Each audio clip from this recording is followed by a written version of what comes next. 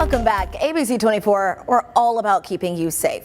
According to the Better Business Bureau, over 20% of adults in our country have been the victims of account takeover fraud. So that's when criminals use stolen usernames and passwords to gain access to bank, credit card, social media, email, and a host of other accounts. And get this, it's cost people $11 billion last year.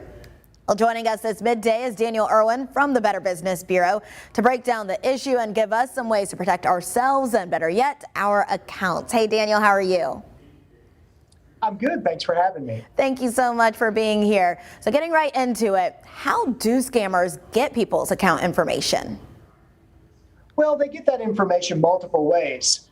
They buy it on the dark web. They use phishing emails and text messages to trick you into divulging the information.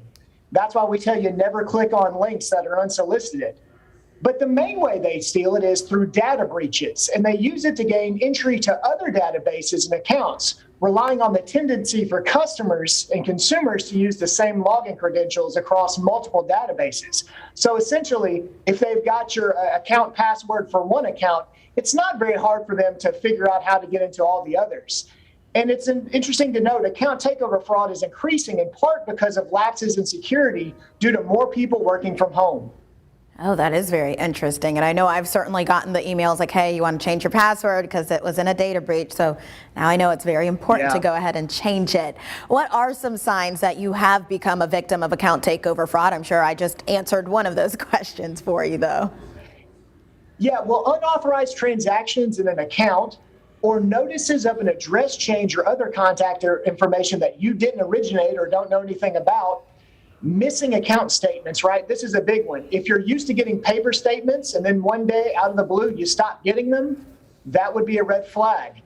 But also unfamiliar accounts on your credit report. We should all be checking our credit report on a regular basis, and if you're doing so and you see something on there you don't recognize, that'd be a huge red flag. Look out for those red flags. So what can we do to keep ourselves from becoming a victim of this?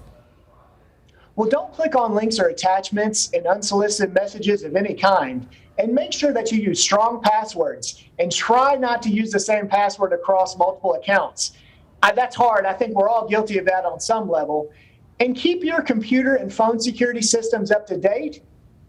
And don't conduct transactions requiring your username and password on public Wi-Fi. Remember, that's not secure.